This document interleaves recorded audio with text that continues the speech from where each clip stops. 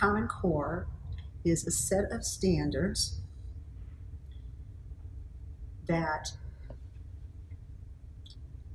educators have come together to write down, and these are expectations of our students, and hopefully when they graduate from high school, the standards will prepare them, if they've met those standards, will prepare them to go to college or into the workforce.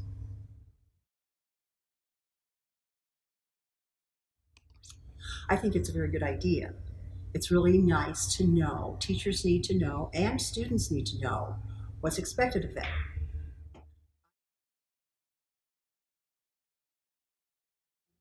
It would probably depend on the school system and the teacher, the administrators.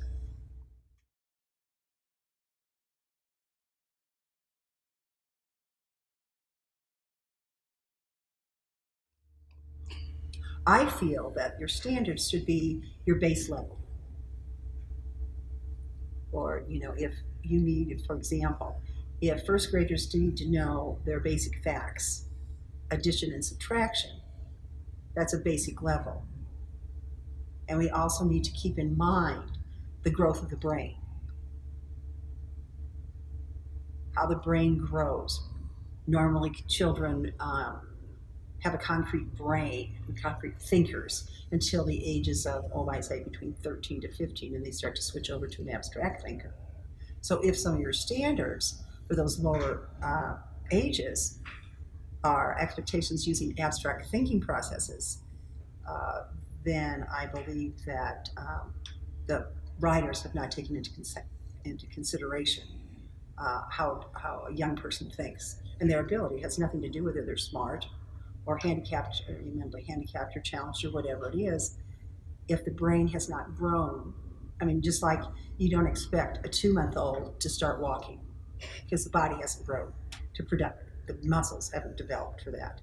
And the brain's just like that. So you need to take those things into consideration.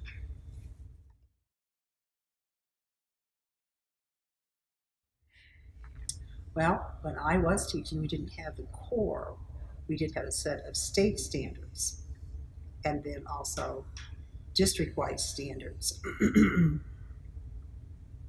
And when we started that, I had been teaching for about 25 years, so I felt that I knew how my students could behave, would be able to do.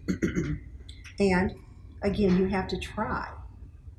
If the standard asks you something that you don't think that they're ready for, you still need to try to present that to them.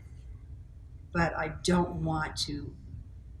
not want to continue trying to get them to do something if it was an abstract, concept, especially like math.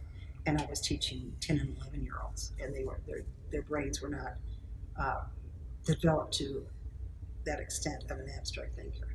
So you present it, because some people really are. You have some people whose brains are going to be, that developed, and others are not.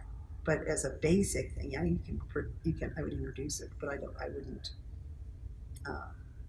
make them feel like they were stupid or something because they couldn't get that kind of a concept.